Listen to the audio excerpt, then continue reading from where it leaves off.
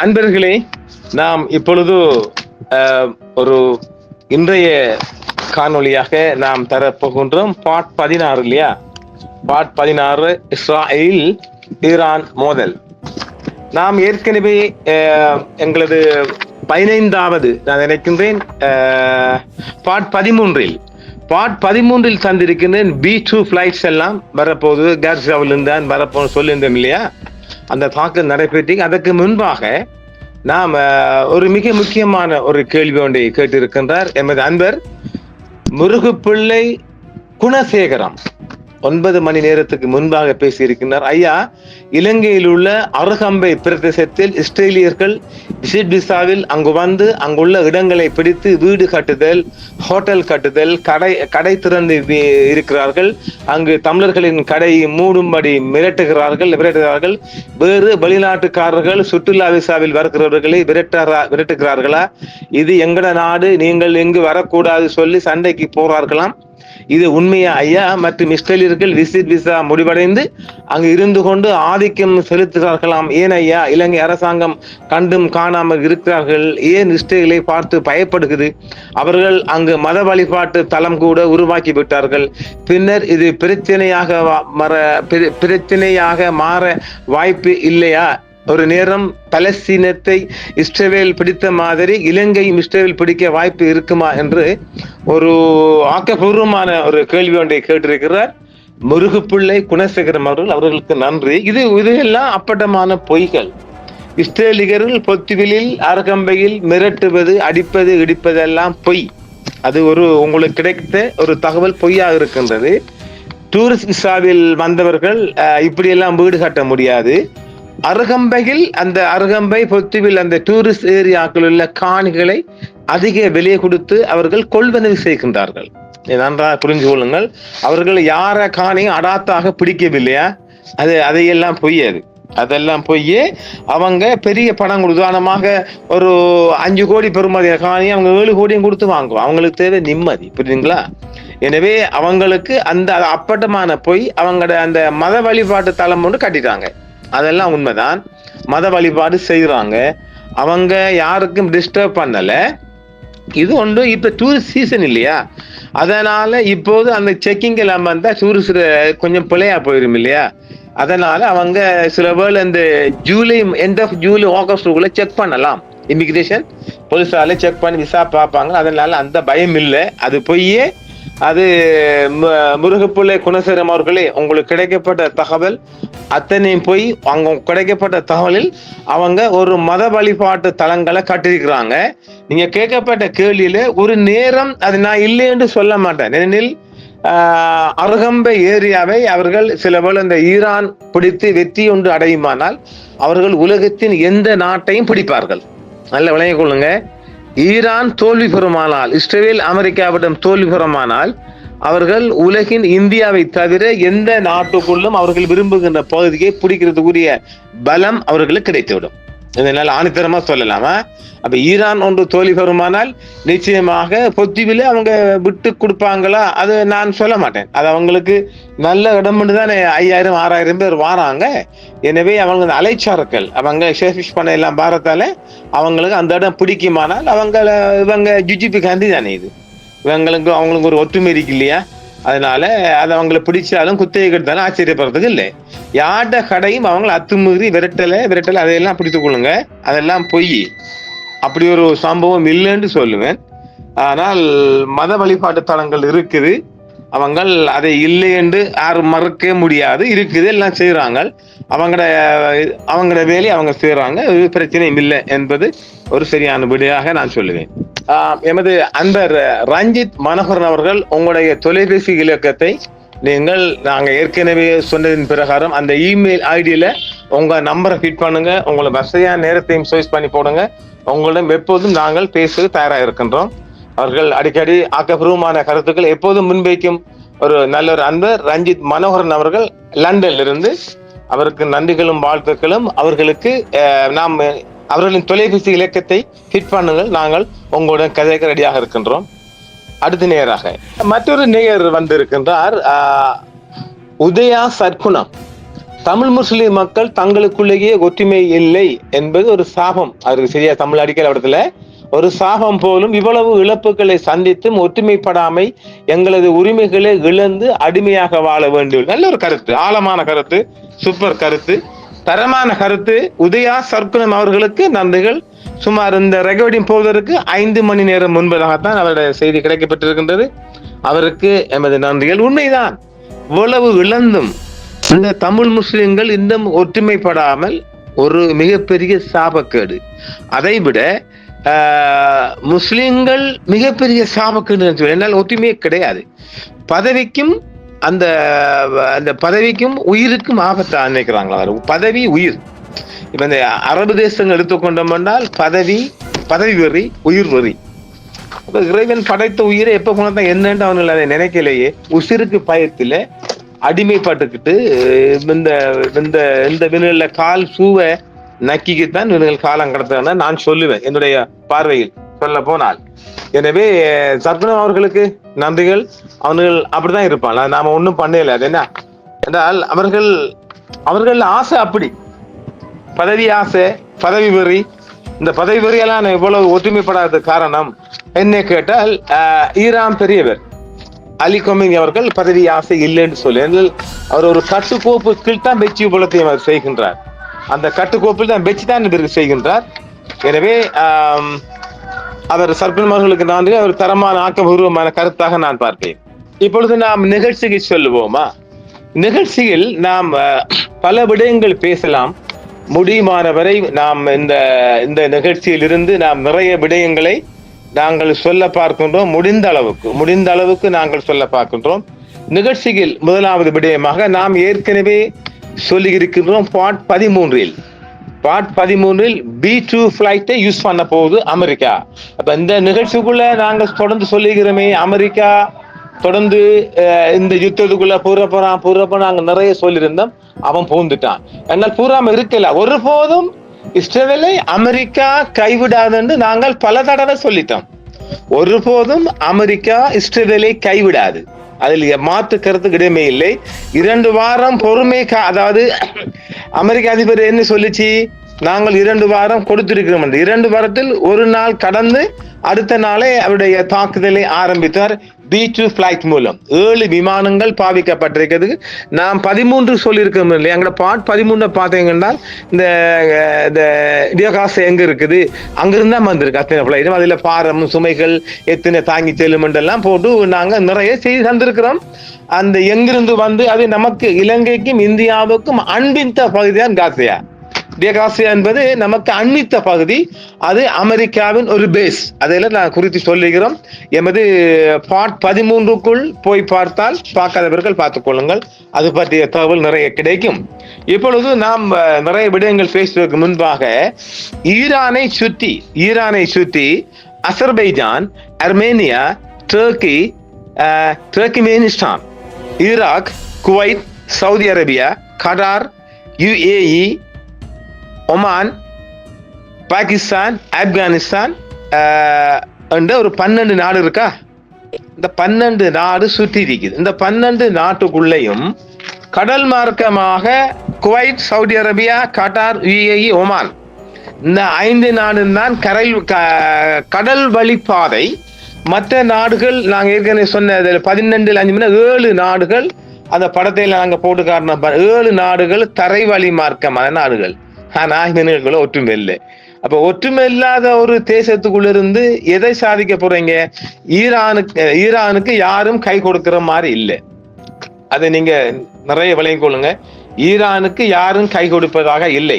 இப்ப கடல் மார்க்கமாக இல்ல நாடுகள் ஓரளவு பின்வாங்கினாலும் மற்ற நாடு பாருங்க, Pakistan, Afghanistan, Turkmenistan, Azerbaijan, Armenia, Turkey, Iraq, Kuwait போலவும் கை கொடுக்கணும். இவனுமே கை கொடுக்கிறான்.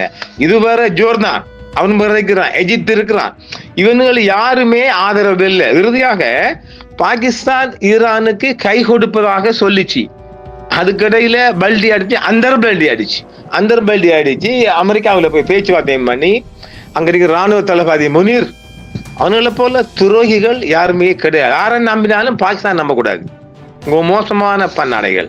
எனக்கு எப்பவுமே இந்த பாகிஸ்தான் பரவசுகள் பழகிறதுக்கு நல்ல இந்த ராணுவ ரீதியாக அவங்க ஆக்கள் சரியில்லை. அவனுக்கு சரியா, நீங்க முஸ்லீம் ஆக்கள்னு சொல்லி தூக்கி வைப்பீங்க. எனக்கு அப்படி இல்லை. இந்த ராணுவ ரீதியா பார்க்க போனால் ஒரு மோசமான நாட்டவன் இந்த பாகிஸ்தான். சரி, அது போகட்டும். ஆக இந்த நாடு எதுவுமே எந்த ஆதரவும் இல்லை. கடைசியாக அந்த ராணுவ தளபதி முனீர் அவன் ஓடி போய் அமெரிக்காவிட்ட பேசிக்கிட்டு பெட்டியை மாறிக்கிட்டு எந்த நேரத்திலும் நாங்கள் ஈரானுக்கு எதிராக தரைவழி தாக்குதலோ அல்லது வான்வழி தாக்குதலோ எது நடந்த போல நாங்க பேஸ் தருவோம்னு சொல்லிட்டான். வாக்குறதையும் கொடுத்துட்டானா. இது பழைய கதை என்றாலும் நாங்க இதுக்குள்ள சேர்க்க வேண்டி இருக்குது. புரியுதுங்களா? எனவே எந்த ஒரு நாடும் கை கொடுக்க போவதில்லை. இறுதியாக வடகொரியா தன்னுடைய கார்கோ விமானங்கள்ல ஈரானுக்கு சில ஆயுதங்களை சப்ளை பண்ணி இருக்குது. ஆயுத சப்ளை ஈரானுக்கு கிடைக்குது, அதில் மாற்று கருத்து கிடையவில்லை. ஆனால் இந்த B2 ஃபிளைட்ல இருந்து தப்பிக்க முடியுமா என்றால் அது நான் முடியவில்லை. அதற்கு முன்பாக B2 ஃபிளைட், இஸ்பஹான், நடான்ஸ், ஃபர்டோ இந்த 3 ஆயுத கிடங்குகளையும் B2 ஃபிளைட்ல இருந்து GB-57 பம் என்பது அவங்க தாக்கியிருக்கிறாங்களா. இந்த GB-57 பம் என்பது அது சுமார் 90 அடி தான் தாக்கும். இந்த 90 அடிக்கு மேல அவங்க பூமிக்குள்ள தோண்டி போக முடியாது என்பது ஒரு நிலை. ஆனால் ஈரானின் யுரேனியம் செறிவூட்டல் அல்லது அணுகுண்டு ரெண்டையும் எடுத்துக்கொள்ளுங்க. ஒரு பிந்திய தகவலின் பிரகாரம் பேர்லுக்கு என்னதான் கிடைச்சாலும் அணுகுண்டு விடயத்துல அது ஓட்ட விடல், அதை பாதுகாப்பு ஓட்டை இல்லாமல் அவர்கள் பூமிக்கு அடியில் 180 அடி தாண்டி, அப்ப கிட்டத்தட்ட பூமிக்குள்ள 200 அடிக்கு அது இரகசியமான இடங்கள். இப்ப இஸ்ராயலோ அமெரிக்காவோ சந்தேகப்பட்ட இஸ்பஹான், நடான்ஸ், ஃபர்டோ எந்த இடத்துல இல்ல.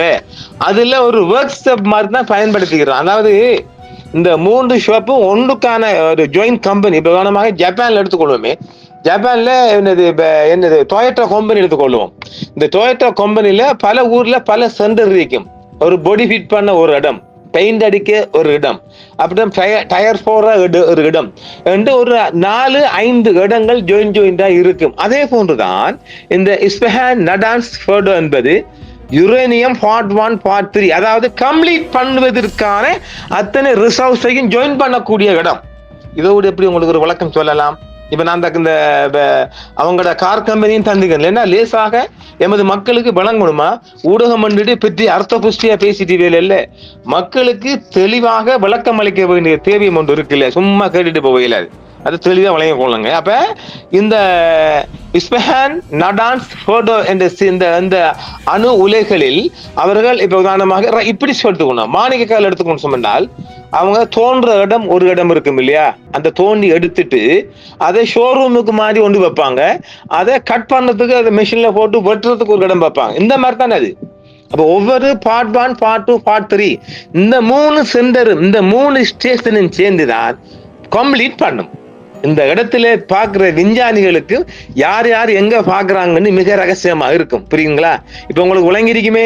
இப்ப நாம அதுல நேற்று சொன்னமே, LTT கொழும்புக்கு ஒரு சூசைட் பார்ட்டி 10 பேர் அனுப்பினால் அந்த 10 பேர்ல 7 பேர், அந்த 7 பேர்ல 7 பேருக்கும் தெரியாது, அவங்களுக்கு சம்பந்தமே இல்லை. அந்த மாதிரி தான் இது.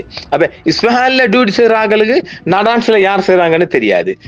அதுக்குள்ள இருப்பாங்க, அது தெரியாது. அவங்களுக்குரிய வெஹிக்கிள் எல்லாம் கொடுப்பாங்க, குவார்டர்ஸ் கொடுப்பாங்க, எல்லாம் ஈரான்சியன், அடுத்தது சைனீஸ், ரஷ்யன், வடகொரிய இவங்களோட சைனீஸும் இருப்பாங்க. அது கூடுதலாக ரஷ்யன்டையும் சைனீஸ் மாதிரி தான் இருக்கிறா இவங்களுக்கு கூட. எனவே இந்த இடத்துல இவங்க அமெரிக்கா பெருசாக நாங்கள் சாதித்தோம் என்று பீத்தினாலும் கூட அங்கு சாதனை செய்யப்படவில்லை என்பதையும் எமது நேயர்கள் கூடுதலாக புரிந்து கொள்ளும். எனவே இந்த தகவல் உங்களுக்கு பெருமையாக இருக்கும் நினைக்கிறேன். அடுத்த தகவல் போவோம். நாங்கள் அடுத்த தகவல் என்பது முக்கிய அணுசக்தி நிலையங்கள் அமெரிக்காவால் அளிக்கப்பட்டன என்று ட்ரம்ப் கூறுகின்றார். ஈரான் பதிலடி தாக்குதல்களை நடத்திய பிறகு இஸ்ரேலிய ஏவுகணைகள் தாக்கின. அமெரிக்க ஜனாதிபதி முதன்மை தளமான ஃபோர்டோவில் குண்டுகளின் முழு சுமையும் வீசப்பட்டது. அனைத்து விமானங்களும் பாதுகாப்பாக வீடு திரும்பின. ஈரானில் உள்ள 3 அணுசக்தி தளங்களை அமெரிக்கா தாக்கியதாக அமெரிக்க அதிபர் பெருமையாக கொள்கின்றார். ஈரான் மீதான இஸ்ரேலின் தாக்குதலுக்கு பின்னால் அமெரிக்கா முக்கிய காரணம் என்று ஈரானிய ஜனாதிபதி மசூத் பெசஸ்கியன் அழகாக குற்றஞ்சாட்டி இருக்கின்றார். பெசஸ்கியன் வாய்க்குள்ள நுழையாத பேர்களை கொஞ்சம் பார்த்துக்கொள்ளுங்க. ஈரான் மீதான இஸ்ரேலின் நடவடிக்கைகளுக்கு அமெரிக்கா தான் காரணம் என்றும் பெசஸ்கியன் சுட்டி காட்டுகின்றார். மேற்குலக நாடுகளுக்கு அவர் சரியான ஒரு முறைப்பாட்டை கொடுத்திருக்கின்றார்.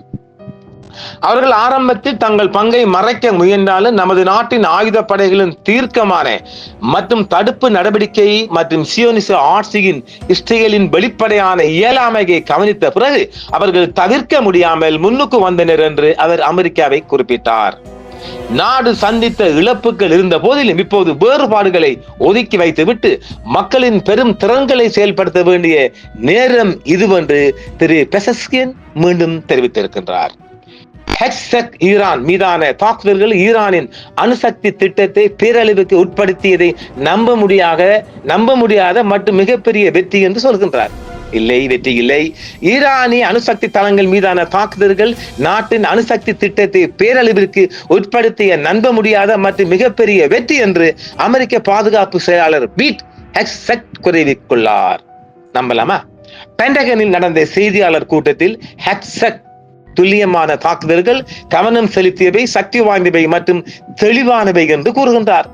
ஈரானிய துருப்புக்கள் அல்லது பொதுமக்களை விட ஈரானிய அணுசக்தி தளங்களை மட்டுமே இந்த நடவடிக்கையில் குறிவைக்கப்பட்டதாக அவர் தெரிவித்திருக்கின்றார். பொதுமக்கள் எதுக்கும் சேதமில்லை மக்கள்.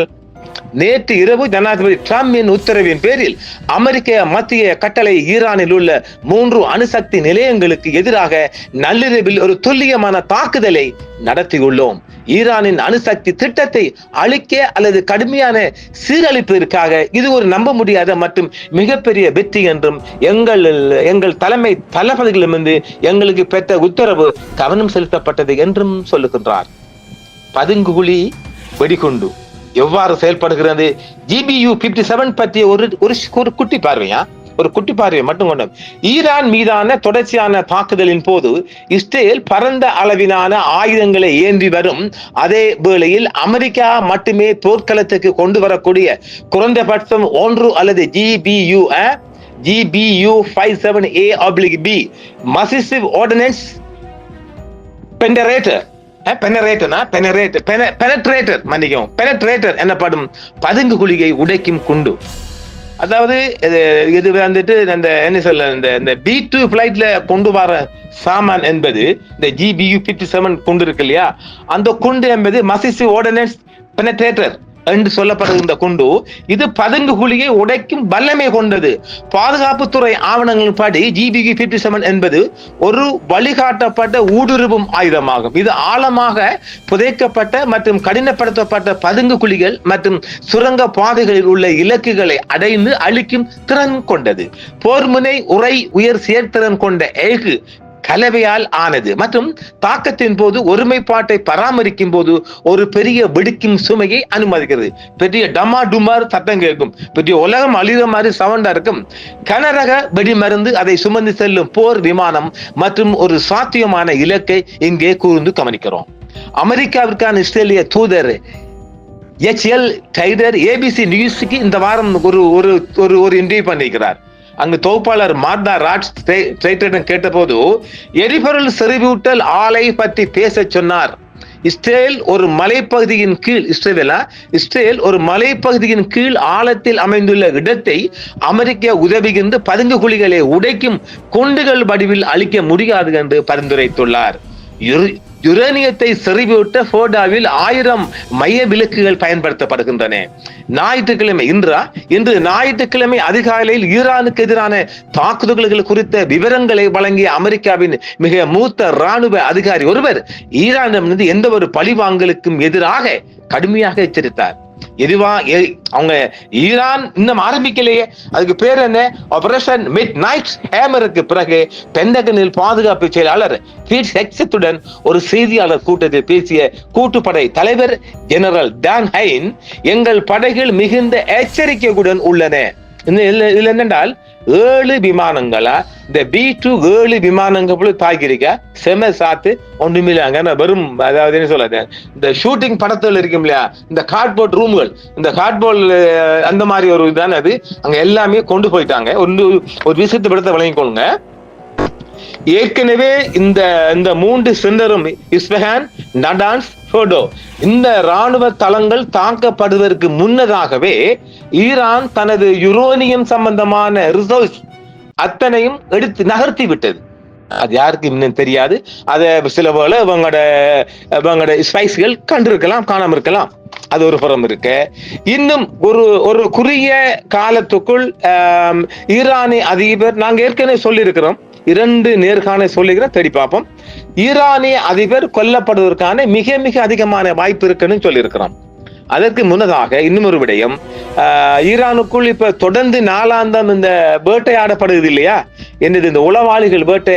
அதுல இஸ்ரேல் இந்தியாவுக்கு ஒரு செய்தியை பாஸ் ஆக்குது, உங்களுடைய மாணவர்களை உடன் நாட்டை விட்டு இஸ்ரேல் இந்த ஈரான் நாட்டை விட்டு அப்புறப்படுத்துங்க சொன்னவுடன் இங்கு இஸ்ரேல் ஒரு செய்தி பாஸ் ஆகுது இந்தியாவுக்கு. இந்தியா தமிழ்நாட்டை தவிர மற்ற அத்தனை மாநில மாணவர்களையும் தூக்கிட்டு 1000 மாணவர்களை தூக்கிட்டாங்க. அந்த மாணவருக்குள்ள நிறைய உளவாளி இருக்கிறாங்க. இவங்க ஈரான் பிடிப்பதற்கு முன்பாக அவங்களை ரிமூவ் பண்ணிட்டாங்க, தப்பிட்டு நொடியில தப்பி இருக்கிறாங்க. அதை நீங்க கொடுத்த கவனிச்சு கொள்ளுங்க. சரி, மற்ற செய்திக்குள்ள போமா. இந்த தாக்குதல் வரலாற்றில் மிகப்பெரிய B2 தாக்குதல் என்றும் தரையிலிருந்து வான் ஏவுகணைகள் அல்லது போர் விமானங்களிலிருந்து ஈரானிய எதிர்ப்பை எதிர்கொள்ளவில்லை என்றும் கெயின் கூறினார். ஞாயிற்றுக்கிழமை காலை அமெரிக்காவின் கிழக்கு கடற்கரையிலிருந்து பேசிய போது சில விமானங்கள் இன்னும் காற்றில் இருந்ததாக, அதாவது வெயிட்டிங்ல இருந்திருக்கு, இன்னும் தேவைப்பட்டா அடுத்தடுத்தது அனுப்புற மாதிரி.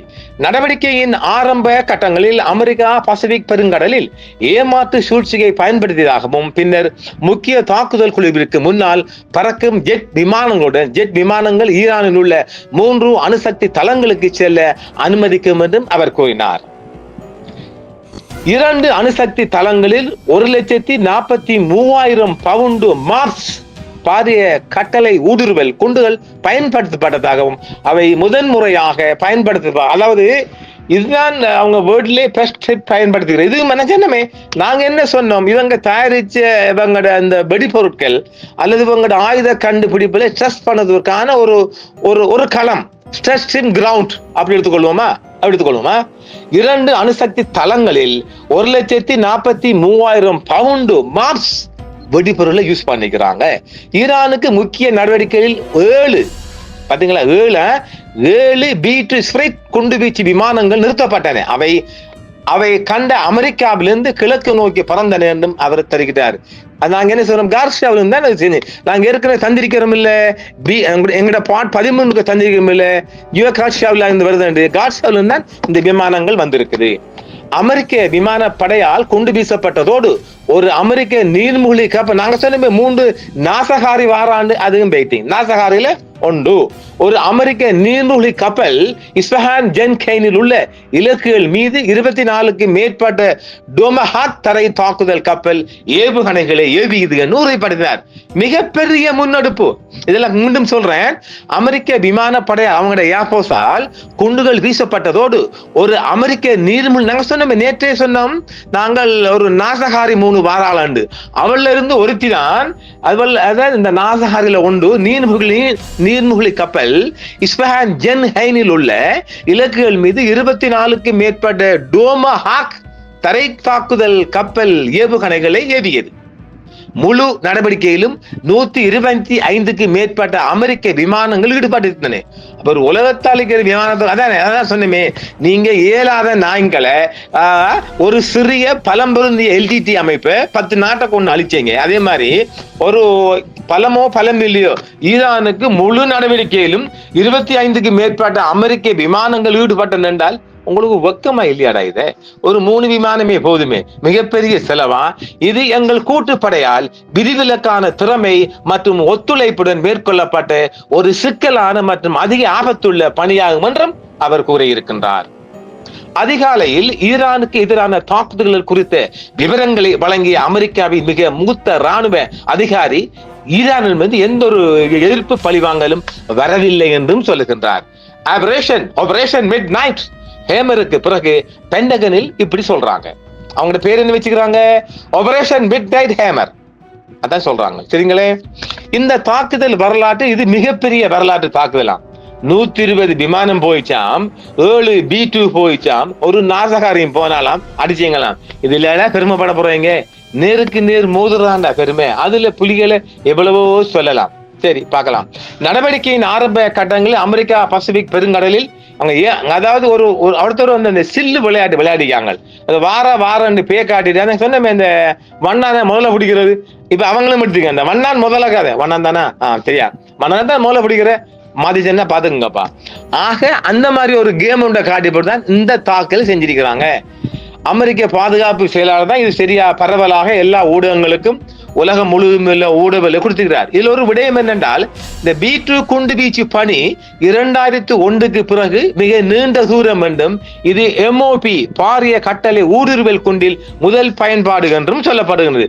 இந்த குண்டு அநேகமாக நான் எங்கேயோ ஒரு படிச்ச ஞாபகம் இருக்குது. இந்த குண்டு இந்த தலிபான்களுக்காக, இந்த B2 பிளைட்ஸ் அவங்க அநேகமாக இந்த தலிபான் போரின் போது இவங்க ஆப்கானிஸ்தான் தலிபான் போர்ல இந்த B2 குண்டு வீச்சு 2001 பாவிக்கப்பட்டிருக்கணும் என்று ஒரு நிலை இருக்கா. இது எல்லாத்தையும் விட இன்னும் ஒரு செய்தி வருகின்றது, பார்ப்போம்.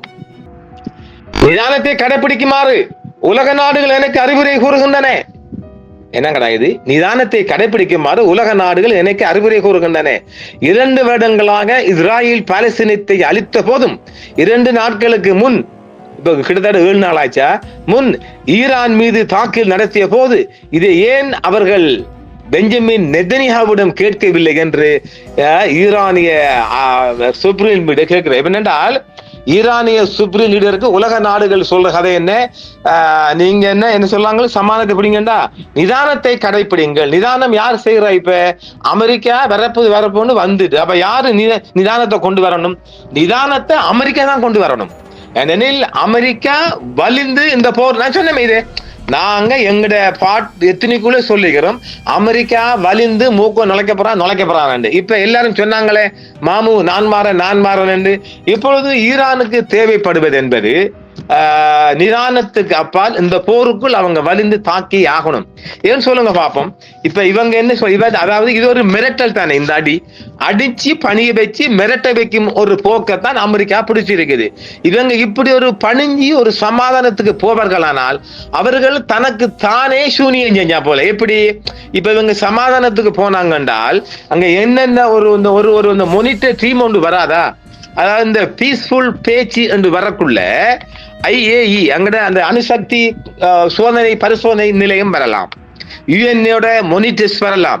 இந்த யுஎன்ஓட இந்த யுஎன்ஓ மானிட்டர் என்கின்ற போது அத்தனையும் திறம்பட, அதாவது திறன்பாட்ட சயின்டிஸ்ட்கள் தான் பெற போறாங்க. ஈரானை செக் பண்ண, புரியுதுங்களா? அது யாரு? இஸ்ரேல் அமெரிக்காவில் தலை சிறந்த சயின்டிஸ்ட்கள் இந்த அணுசக்தி உலைகள் இருக்கா இல்லையான்னு பார்க்க வர போறாங்க. அப்ப அவனுக்கிட்ட ஒரு கருவி இருக்கும். கிட்டத்தட்ட ஒவ்வொரு இடங்களும் சந்தேகப்படுற இடம் இல்லை. புதைகள், நான் ஒரு ஊடகத்தை சொல்லிக்க, இந்த புதைகள் தேடுவாங்க இல்லையா பூமிக்கு அடியில, பூமிக்கு அடியில ஒரு டெட்டர் ஒன்று இருக்கும், அதை அவன் கையில வச்சு சுத்தக்குள்ள கீக் போடும். அந்த மாதிரி ஒரு 10 கிலோமீட்டர் தூரத்துக்கு அந்த யுரேனியத்தை காட்டுக்கூடிய ஒரு மானிட்டர் மெஷின் கொண்டு வருவான். அவன் சந்தேகப்படுற ஏர்போர்ட்ல செக் பண்றோம் இல்ல, அந்த மாதிரி பார்த்தான் என்றால் காட்டி கொடுக்குமே. அப்ப ஆக ஈரான் ஒரு சமாதான பேச்சுவார்த்தைக்குள்ள போய் நாங்க சரண்டர் ஆயிட்டோம், செல்ஃப் சரண்டர் அப்படின்னு சொல்லுவோமா, செல்ஃப் சரண்டர் சொல்லலாம். அது போகையில அப்படி போனால் அவங்களோட ஈரானுக்குள்ள அவங்க சமாதானம் நடந்து 1 மாதத்துக்குள்ளோ 2 கிழமைக்குள்ளேயோ உடனடியாக இந்த மானிட்டர் கண்காணிப்பு குழு நாட்டுக்குள் நுழைந்தால் யுரேனியம் பறிமுதல் செய்யப்படும். அப்ப அது ஒரு சிக்கலான விடயம். எனவே அமெரிக்கா வலிந்து இந்த போருக்குள் வந்தாலும் கூட ஈரான் இதில் விட்ரோ பண்ண முடியாது, பின்வாங்க முடியாது. பின்வாங்கினால் அவங்க தந்த கண்ணை தானே குத்துறா போல, தனக்கு தானே சூனியம் செஞ்சா போல. அப்ப ஈரான் பெருசு விட்டு கொடுக்குமா? அது கொடுக்காது. அடுத்த பிளான் நடக்கும். இன்று உங்களுக்கு இந்த 10 வாரத்துக்கு முன்பாக ஈரான் இப்பொழுது 3 நாடுகளிடம் பேச்சுவார்த்தை பண்ணி இருக்கின்றது. இன்னும் ஒரு விடயத்தை நாங்கள் சொல்ல போகின்றோம்.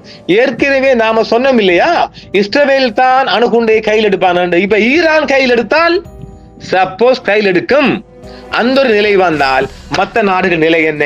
ஆக ஒரு 3ஆம் உலக போரும் ஒரு அணுகுண்டு போரும் இந்த ஈரான் யுத்தத்தில் தொக்கி நிற்கின்றது. இன்னும் ஒரு விடயம், அத பாகிஸ்தானுக்காக நாம் இப்ப ஆங்கில மொழியில் போகுதானே, கேட்டுக்கொள்ளுங்களா நாய்களா. அடுத்த கட்டம் என்ன? இப்ப ஈரான் ஒன்று இந்த ஈரான் இதில் தோல்வி காணுமானால், அமெரிக்காவும் இஸ்ரேலும் வெற்றி காணுமானால், இஸ்ரேலுடன் இருக்கின்ற இந்தியாவும் இஸ்ரேலும் இருக்கின்ற நேச நட்பு நேச உறவின் மூலம் அடுத்த பாய்ச்சல் பாகிஸ்தான் மீது தான் பாயப்படும். அது 2 வருடமோ 1 வருடமோ நீங்க கவுண்ட் பண்ணிக்கோங்க. இப்போ உங்களுக்கு பாகிஸ்தானுக்கு கவுண்டிங் டைம் எப்படி டைம்?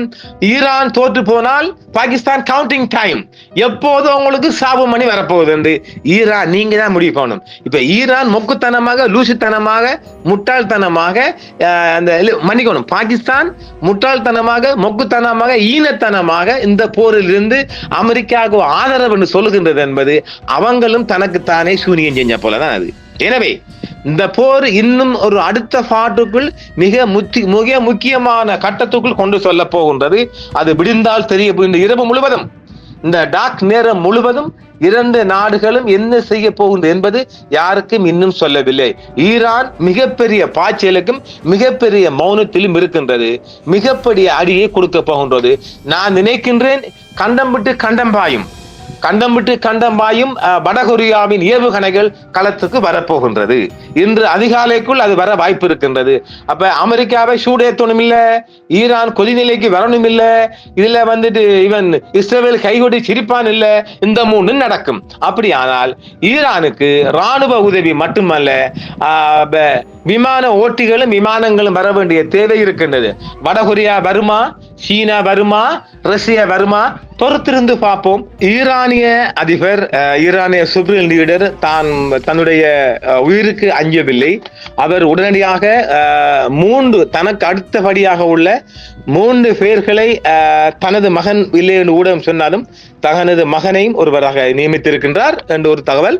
அவர் 3 தலைவர்களை நியமித்துள்ள அவருக்கு தான் இறப்பது என்பது அவர் உறுதியாய் உள்ளது.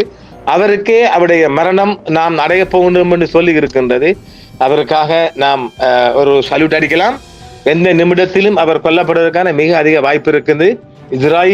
இஸ்ராயலின் திட்டம் என்பது ஈரானின் இலக்கு ஈரானிய சுப்ரீம் லீடரை கொல்லுவது, ஆட்சி மாற்றத்தை கொண்டு வருவது. அதாவது இஸ்பஹான் சிட்டி, இந்த 3 சென்டர்லையும் இஸ்பஹான், நடான்ஸ், போர்டோ, இந்த 3 நகரங்களையும் யுரேனியம் இருக்குன்னு சொன்னாங்க. ஒன்றுமே கிடைக்கல. இப்ப அழிச்சுன்னு சொல்லலாம். ஏன்னா அந்த B257 பம்பர் மூலமாக, அதாவது B2 பிளைட் GB57 பம்பர் ஊடாக நாங்க அழிச்சிட்டோம் என்று மாறு தட்டலாம். அங்க ஒன்றுமே இல்லைன்னு ஐஏஇ சொல்லுது இல்லையா? எனவே அவங்க அழிச்சன்னு சொல்லிட்டு இந்த ஆட்சி மாற்றம் ஒன்றை கொண்டு வரதுக்கு ட்ரை பண்ணலாம். அப்ப ஆட்சி மாற்றத்துக்கு முதலடியாக சுப்ரீம் லீடரை கொல்லணும். ஆட்சி மாற்றம் ஒன்று அவங்க மிக எதிர்பார்ப்பது என்ன? ஈரானிய சுப்ரீம் லீடர் தான் சொல்லியிருக்கிறோம். அவங்க 3 இலக்கு. ஒன்று என்ன? இந்த யுரேனியம் சென்டர்ல அழிக்கணும். அதுல ஃபெயிலியர் ஆயிட்டாங்க. அது யாருக்கும் தெரியாத ரகசியமான பதுங்கு குழியில் வைக்கப்பட்டதாக தகவல். அது ஏற்கனவே ஆல்ரெடி அந்த அணுகுண்டு முடிந்திருப்பதாகவும் தகவல். எனவே அது சில வேளை என்றால் இப்ப அவங்க தனக்கு தானே கண்ணை குத்துற மாதிரி தனக்கு தானே சூனியம் வைக்கிற போல சமாதான பேச்சுக்குள்ள போனால், எனவே அது அணுகுண்டை எடுப்பதற்கான மிக அதிக வாய்ப்பு இருக்கின்றது. இஸ்ராயல் மக்கள் நிறைய ஒதுங்கிட்டாங்க. வெறும் நாட்டுக்குள்ளாம் கொண்ட போடணும், மக்கள் இல்லை. அந்த நாட்டுக்குள்ள வாழையில அந்த நாடாக்கல. அது அந்த யுரேனியம் போட்டாலே நோய் பிடிக்கும் இல்லை. அது அவங்க கூடிய சீக்கிரம் கிளியரா எடுக்கலாம். ஆகையாலும் மக்கள் வராதுகள். எனவே யாருக்காக அந்த நாடு என்று இஸ்ரேல் பெஞ்சமின் மாம்ஸ் முடிவு பண்ண வேண்டிய ஒரு தேவைக்குள்ளே வந்திருக்கிறார்.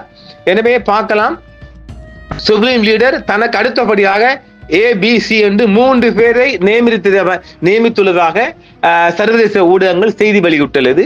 அது அவர் இறந்த பிற்பாடுதான் ஒவ்வொருத்தரா வெளிவருவாங்க. 3 பேரையும் ஒரே நேரில் காண்பிக்க மாட்டார்கள். ஒருத்தர் தான் வெளிவருவால். அவர் ஒரு ஒசியத்து மாதிரி, முஸ்லீம் பாஷையில் சொல்ல போனால் ஒசியத்துன்னா ஒரு வாக்குறுதின்னு வச்சுக் கொள்ளுங்களேன். ஒரு மரணிப்பவர் ஒரு மரண சாசனம் மூலம் அவர் அதை கொடுத்திருப்பதாக நான் பார்க்கின்றேன். அதை நாங்கள் பார்த்துக் கொள்வோம். மரண சாசனம் என்றும் சொல்லலாம். அதை அவர் எழுத்து மூலம் கொடுத்திருக்கலாம், வாய் சொல்லும் மூலம் கொடுத்திருக்கலாம். அதற்கு அடுத்த கட்டம் அந்த ஒப்படைச்சிருக்கிறார். எப்படி ஒப்படைத்திருக்கிறார்? எந்த இறப்புக்கு பிறகு நீங்க 3 பேரும் உங்கள 3 பேரும் நீங்க யாரை இனம் கண்டாலும் கட்டம் கட்டமாக அடுத்த ஸ்டெப்புக்கு ஒவ்வொருவராக நாங்கள் அந்த ஒசியத்து மூலம், அந்த வாக்குறுதி மூலம், இந்த ப்ரொமிஸ் மூலம் அவர்கள் அதை நிறைவேற்றணும் என்று ஒரு வாக்குறுதியும் கொடுத்திருக்கின்றாராம் என்றும் ஒரு தகவல் கசிந்திருப்பது. அதையும் நாம் உங்களை எத்தி வைத்து விட்டோம். நன்றி நேர்களே. என்றும் உங்களுடன் சன்ரைஸ் இந்தியா டிவி. சப்ஸ்கிரைப் பண்ணுங்கள், பெல் பட்டனையும் கிளிக் செய்யுங்கள். உங்கள் ஆதரவே எங்கள் சேவை. ஆதரவு தாருங்கள், அரவணைப்போம். மறக்காம சர்ப்ரைஸ் பண்ணுங்க. தேங்க்யூ.